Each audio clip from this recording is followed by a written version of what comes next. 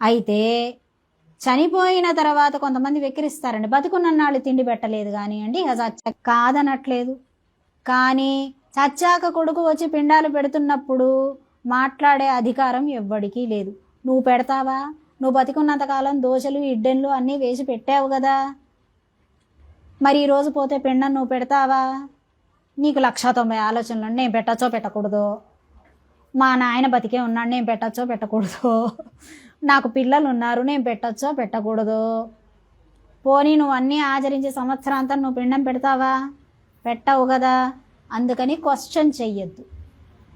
ఇన్నాళ్ళు చూడలేదు కానీ ఇప్పుడు మటుకి పిండాలు పెడుతున్నాడు అనొద్దు. కనీసం ఇప్పుడైనా పెడుతున్నాడు సంతోషించు. ఫోన్లే బుద్ధి ఎరిగాడు, ఈనాటికైనా ఈ 16 కర్మలు చక్కగా గట్టెక్కిస్తే చాలునబ్బా, భగవంతుడా ఆ బుద్ధి అప్పటిదాకా కలిగించు అని చెప్పి ప్రతి ఒక్కళ్ళు భగవంతుడిని ప్రార్థించాలే తప్ప పిండాలు పెడుతున్నటువంటి పిల్లల్ని మాట అనరాదు, మనసు విరచరాదు, అది కూడా దోషమే.